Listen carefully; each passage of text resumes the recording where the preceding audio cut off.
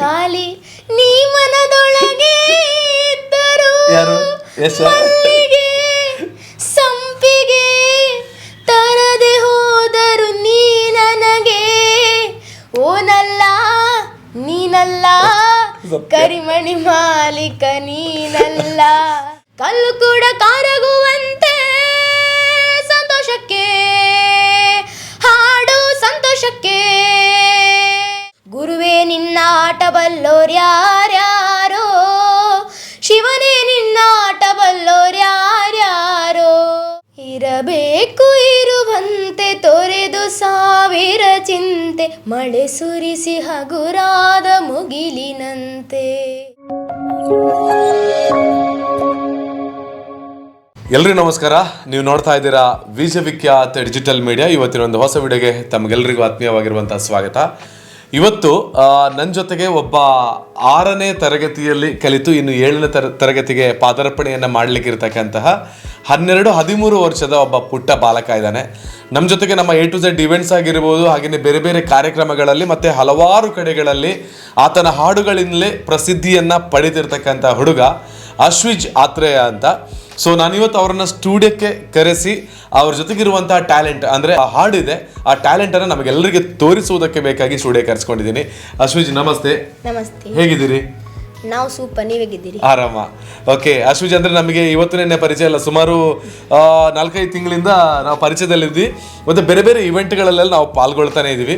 So ಒಂದಷ್ಟು ಸಂಗೀತದ ಅಭ್ಯಾಸಗಳನ್ನು ಮಾಡಿಕೊಂಡು ಸಿಕ್ಕಿರುವಂಥ ವೇದಿಕೆಯನ್ನು ಒಂದೊಳ್ಳೆ ರೀತಿಯಲ್ಲಿ ಬಳಸಿಕೊಳ್ತಿರ್ತಕ್ಕಂತಹ ಹುಡುಗ ನಮ್ಮ ಅಶ್ವಿಜ್. ಇವಾಗ ಅಶ್ವಿಜ್ 6th ಸ್ಟ್ಯಾಂಡರ್ಡ್ ಆಯ್ತಲ್ಲ, ರಿಸಲ್ಟ್ ಎಲ್ಲ ಬಂತು, ಇವಾಗ ರಜೆಯಲ್ಲಿದ್ದೀರಿ. ಓಕೆ, ಇನ್ನು 7th ಸ್ಟ್ಯಾಂಡರ್ಡ್. ಸಂಗೀತ ಕ್ಷೇತ್ರದಲ್ಲಿ ಅವರು ಇಷ್ಟೊಂದು ಸಾಧನೆಯನ್ನ ಮಾಡ್ತಕ್ಕಂಥ ಒಂದು ಹಾದಿಯಲ್ಲಿ ತೆರಳ್ತಾ ಇದ್ದಾರೆ. ಸೊ ಅದನ್ನ ನಾವೆಲ್ಲ ಗಮನಿಸಿಕೊಳ್ತಾ ಇದ್ದೇವೆ. ಸೊ ಅದ್ರ ಬಗ್ಗೆ ಒಂದು ಸಣ್ಣ ಪರಿಚಯವನ್ನ ಮಾಡಿದ ನಂತರ ಅಶ್ವಿಜ್ ಅವರು ಹಾಡ್ತಕ್ಕಂಥ ಹಾಡನ್ನು ಇವತ್ತು ನಾನು ಕೇಳಲಿಕ್ಕಿದ್ದೇನೆ, ಜೊತೆಗೆ ನೀವು ಕೂಡ ಕೇಳಲಿಕ್ಕಿದ್ದೀರಿ.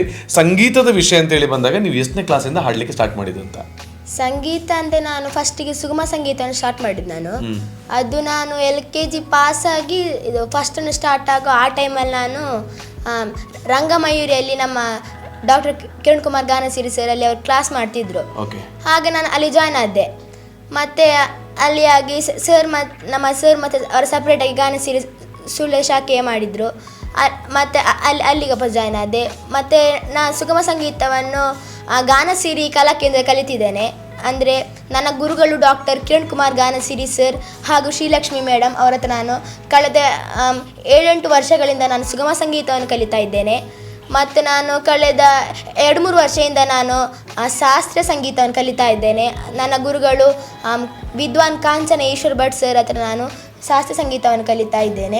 ಸೊ ಅಂದ್ರೆ 7-8 ವರ್ಷಗಳಿಂದ ನೀವು ಸಂಗೀತವನ್ನ ಅಧ್ಯಯನ ಮಾಡ್ತಾ ಇದ್ದೀರಿ. ನಿಮಗೆ ಬಹಳಷ್ಟು ಆಸಕ್ತಿ ಇದ್ದದ ಅಥವಾ ಅಮ್ಮ ಅಪ್ಪ ಅವರ ಒಂದು ಆಸಕ್ತಿಯಿಂದಾಗಿ ನೀವು ಹಾಡನ್ನು ಕೇಳಲಿಕ್ಕೆ ಹೋಗಿರುವಂತದ್ದು? ಫಸ್ಟಿಗೆ ನಾನು ಅಮ್ಮ ಚಿನ್ನರ ಮನೆಗೆ ಹೋಗ್ತಿದ್ದೆ LKG ಜನ ಮುಂಚೆ. ಆಗ ಅಲ್ಲಿ ಕಲಿಸಿದ ರೈಮ್ಸ್ ಸಾಂಗ್ಸ್ ಎಲ್ಲ ಅದನ್ನೆಲ್ಲ ಅವರು ಆಕ್ಷನ್ ಸಾಂಗ್ಸ್ ಎಲ್ಲ ಕಲಿಸಿದ್ರು. ಅದನ್ನು ನಾನು ಮನೇಲಿ ಹಾಡ್ತಿದ್ದೆ.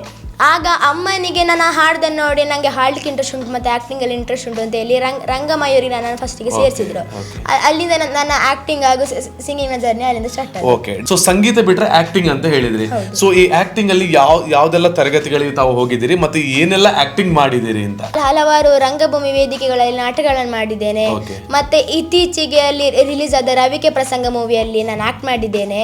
ನಂಬರ್ ಪೇಟ ಅನ್ನೋ ಮೂವಿ ಎಲ್ಲ ಶೂಟಿಂಗ್ ಆಗ್ತಾ ಉಂಟು ಈಗ. ಚಿನ್ನರ ಮೇಳದಲ್ಲಿ ನಾನು ರಂಗಮನೆಗೆ ಹೋಗಿದ್ದೆ.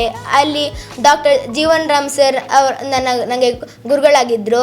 ಹಾಗೆ ಕೃಷ್ಣಪ್ಪ ಬಂಬಿಲ ಸರ್ ಹಾಗೂ ಲೋಕೇಶ್ ಸರ್. ಮತ್ತು ಮುಖ್ಯವಾಗಿ ನಾನು ಆ್ಯಕ್ಟಿಂಗ್ ಫೀಲ್ಡಿಗೆ ಬರಬೇಕು ಅಂತ ಮುಖ್ಯ ಕಾರಣರು ರಂಗಮಯೂರಿಯ ತುಷಾರ್ ಗೌಡ ಅಣ್ಣನ ಅವರ ತಂದೆ ತಾಯಿ ರೂಪಾ ಆಂಟಿ ಹಾಗೂ ವಿಜಯ್ ಅಂಕಲ್.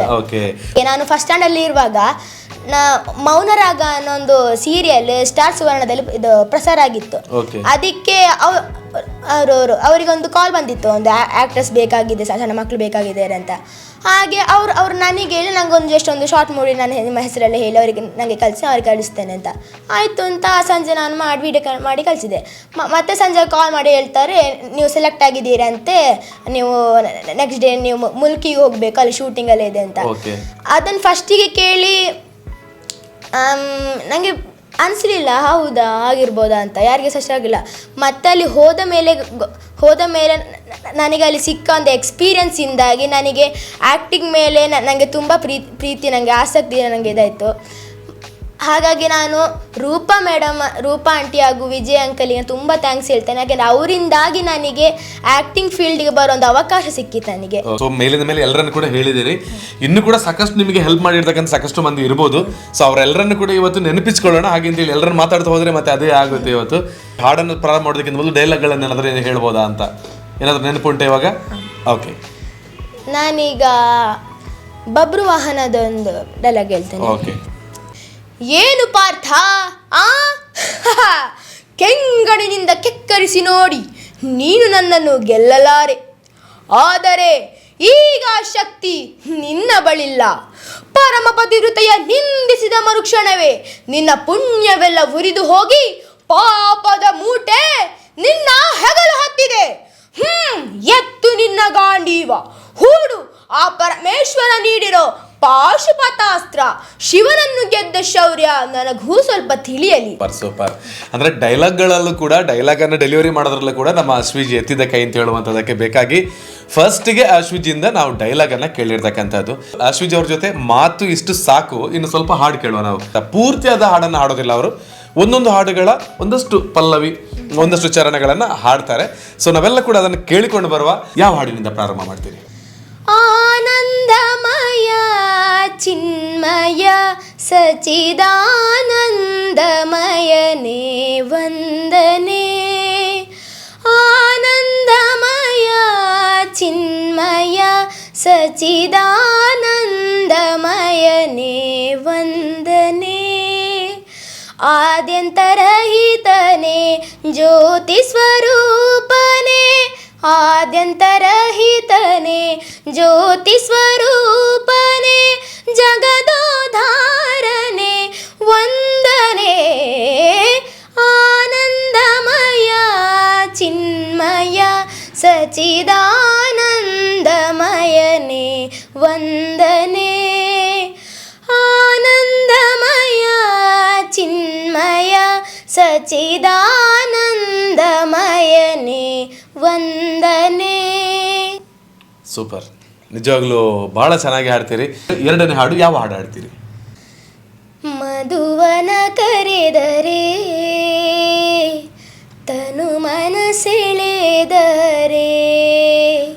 ಶರಣಾಗು ನೀನು ಆದರೆ. ಮಧುವನ ಕರೆದರೆ ತನು ಮನಸೆಳೆದರೆ ಶರಣಾಗು ನೀನು ಆದರೆ. ಬಿರುಗಾಳಿಯಲ್ಲಿ ತೇಲಿ ಹೊಸ ಗಳಿಗೆ ಬಂದಿದೆ, ಕನಸೊಂದು ಮೈಯ ಮುರಿದು ಬಾಬಳಿಗೆ ಎಂದಿದೆ. ಶರಣಾಗು ಆದರೆ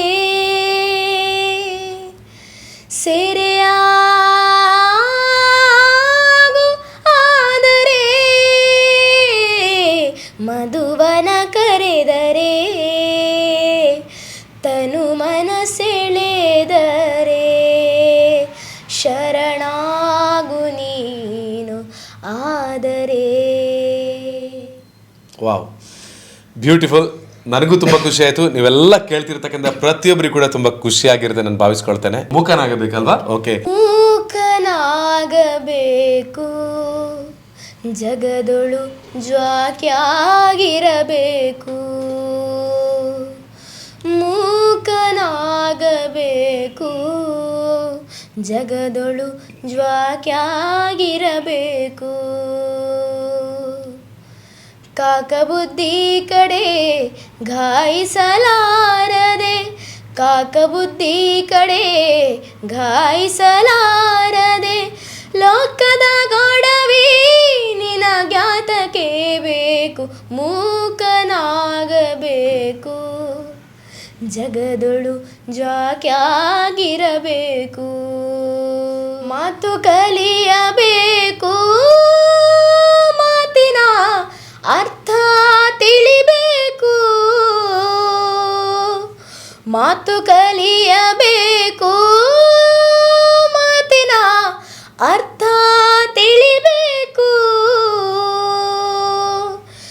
ಮಾತು ಬಲ್ಲ ಮಹಾಜ್ಞಾನಿಯ ಕೂಡ, ಮಾತು ಬಲ್ಲ ಮಹಾಜ್ಞಾನಿಯ ಕೂಡ, ಕೋತಿ ಹಂಗ ಬೆನ್ನತ್ತಿರಬೇಕು, ಮೂಕನಾಗಬೇಕು,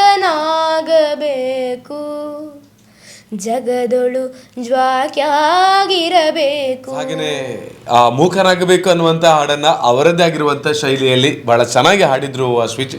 ಸೊ ಚೆನ್ನಾಗಿತ್ತು ಕೇಳೋದಕ್ಕೆ ಕೂಡ. So thank you so much ಒಂದು ಒಳ್ಳೆ ಹಾಡನ್ನು ಮತ್ತೊಮ್ಮೆ ಹಾಡಿರೋದಕ್ಕೆ.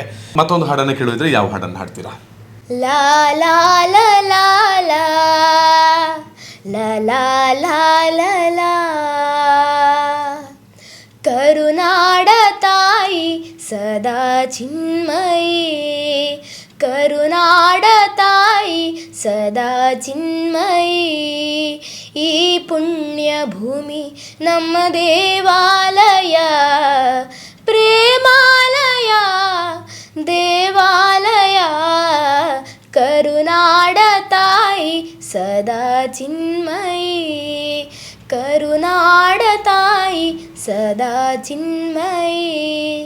ವೀರಧೀರರಾಳಿದ ನಾಡು ನಿಮ್ಮದು, ಶಾಂತಿ ಮಂತ್ರ ಪಾಡಿದ ಬೀಡು ನಿನ್ನದು, ವರ ಸಾಧು ಸಂತರ ನೆಲೆ ನಿನ್ನದು, ಮಹಾಶಿಲ್ಪಕಾರರ ಕಲೆ ನಿನ್ನದು, ಸಂಗೀತ ಸಾಹಿತ್ಯ ಸೆಳೆ ನಿನ್ನದು, ಕರುನಾಡ ತಾಯಿ ಸದಾ ಚಿನ್ಮಯಿ, ಕರುನಾಡ ತಾಯಿ ಸದಾ ಚಿನ್ಮಯಿ, ಕರುನಾಡ ತಾಯಿ ಸದಾ ಚಿನ್ಮಯಿ.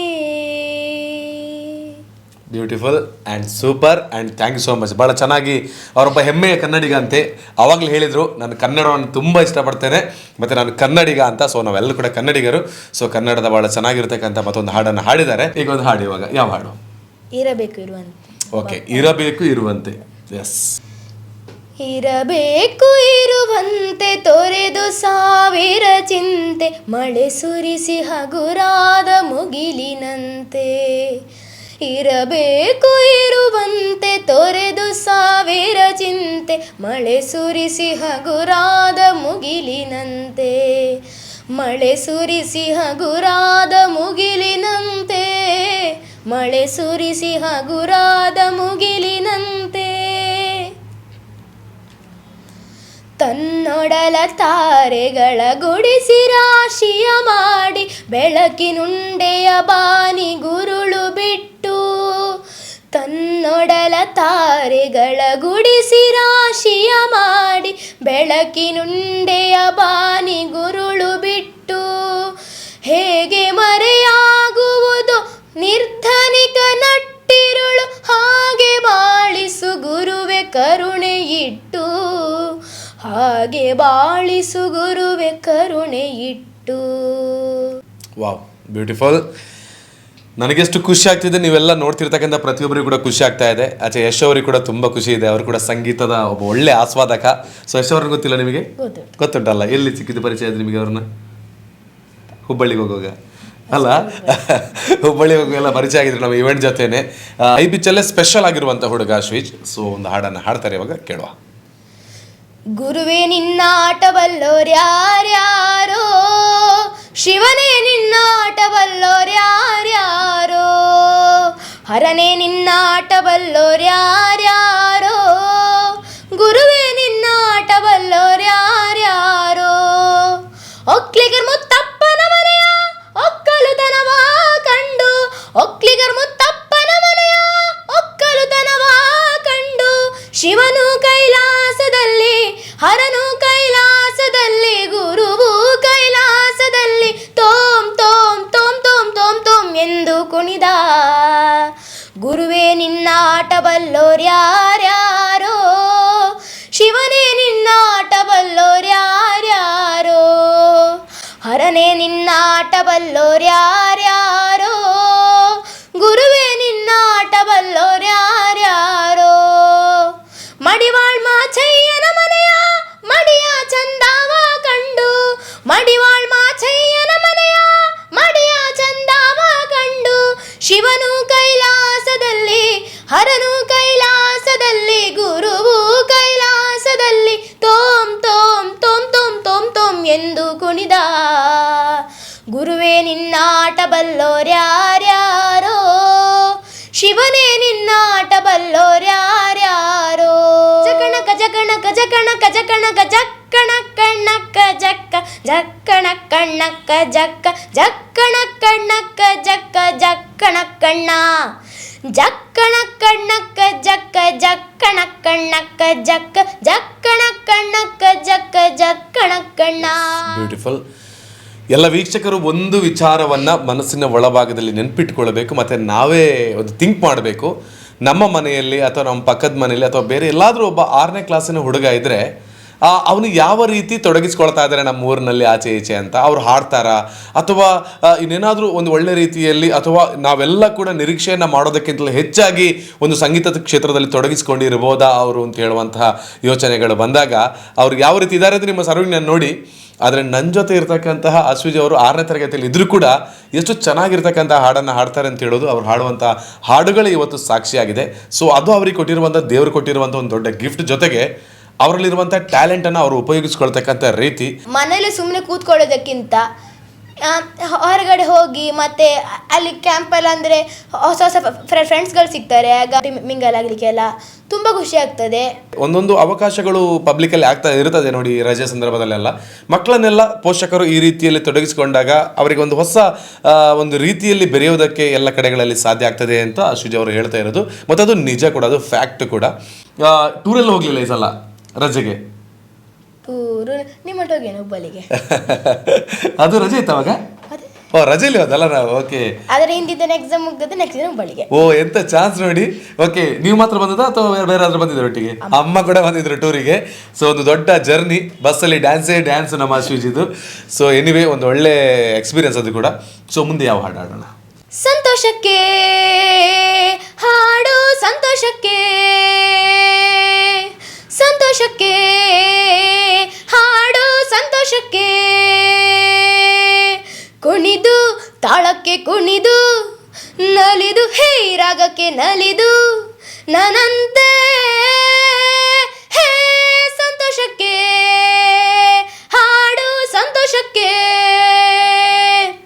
ಲತೆಯ ಮೊಗ್ಗು ಅರಳುವಂತೆ ದುಂಬಿಯನ್ನು ಕರೆಯುವಂತೆ, ಲತೆಯ ಮೊಗ್ಗು ಅರಳುವಂತೆ ದುಂಬಿಯನ್ನು ಕರೆಯುವಂತೆ, ಬಾನುಬಾಗಿ ಕೇಳುವಂತೆ ನಾದ ಗಂಗೆ ಹರಿಯುವಂತೆ, ಕಲ್ಲು ಕೂಡ ಕರಗುವಂತೆ ಸಂತೋಷಕ್ಕೆ ಹಾಡು, ಸಂತೋಷಕ್ಕೆ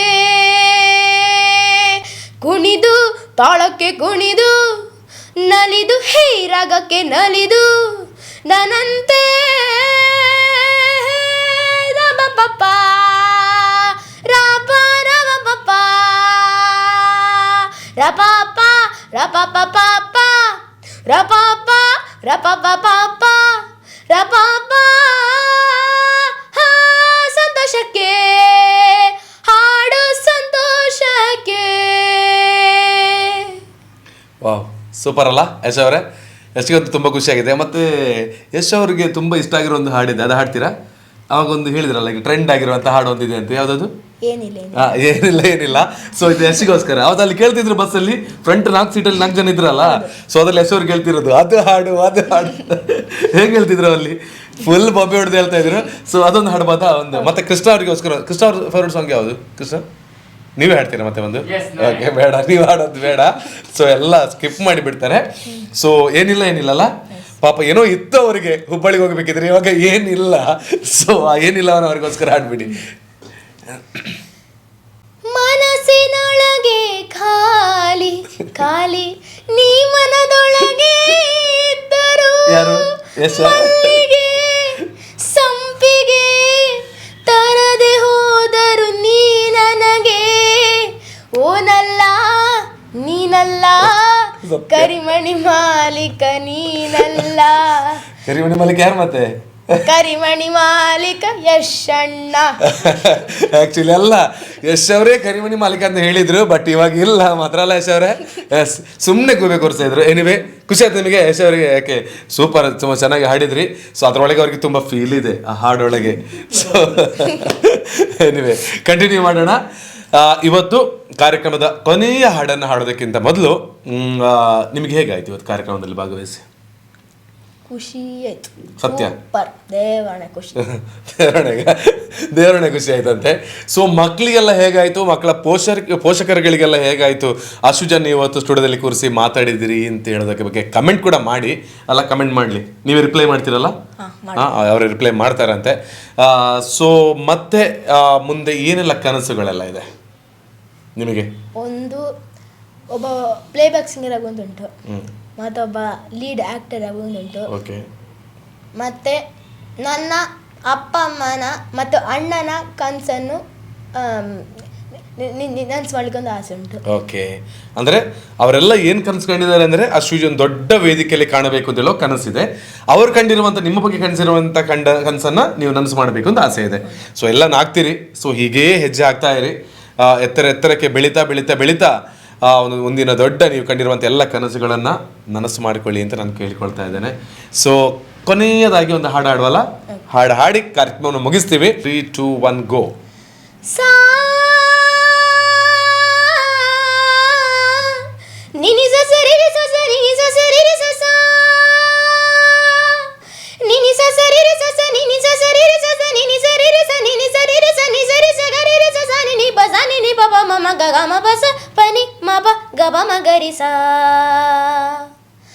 ಹಾಡೆಂದರೆ